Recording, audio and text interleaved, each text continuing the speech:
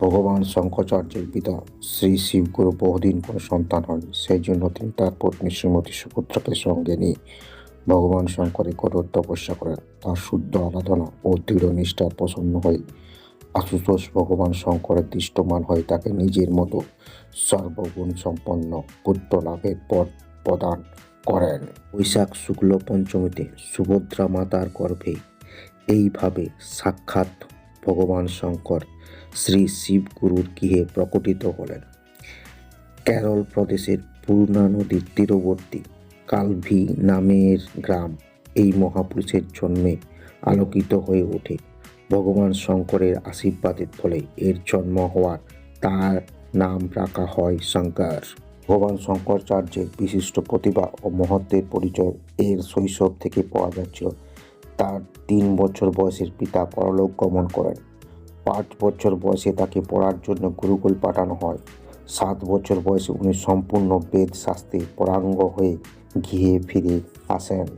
অসাধারণ প্রতিভার পরিচয় লোকে আশ্চর্যবোধী হতো। শিক্ষা সমাপ্তি করার পর ভগবান শঙ্করাচার্য সন্ন্যাস গ্রহণ করতে চাইলেন, কিন্তু মাতা তাকে অনুমতি দিলেন না। একদিন তিনি মাতার সঙ্গে নদীতে স্নান করতে গেলেন। স্নানের সময় এক কুমির তাকে ধরে তিনি তখন তার মাকে বললেন যে যদি তুমি আমাকে সন্ন্যাসী গ্রহণের অনুমতি দাও তাহলে এই কুমির আমাকে ছেড়ে দেবে। বিবশ হয়ে মা সন্ন্যাসীর অনুমতি প্রদান করতে হয়। যাবার সময় মায়ের আগ্রহ শঙ্করাচার্য কথা দেন যে তিনি মৃত্যুর সময় তার কাছে উপস্থিত থাকবেন।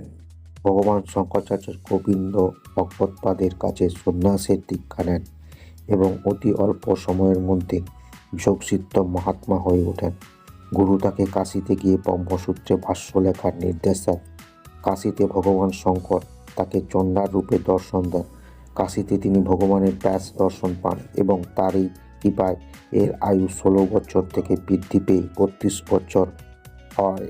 ভগবান ব্যাস তাকে অদ্বৈতবাদ প্রচার করার নির্দেশ দেন। তারপর শঙ্করাচার্য সমগ্র ভারত পরিভ্রমণ করে শাস্ত্রের বিভিন্ন মতামত পরাজিত করে অদ্বৈতবাদ স্থাপন করেন।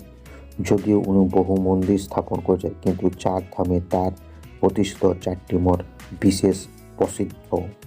ভগবান শঙ্করাচার্যের প্রণীতা গ্রন্থের মধ্যে ব্রহ্মসূত্র ভাষ্য, উপনিষদ ভাষ্য, গীতা ভাষ্য, পঞ্চদশী ইত্যাদি বিখ্যাত।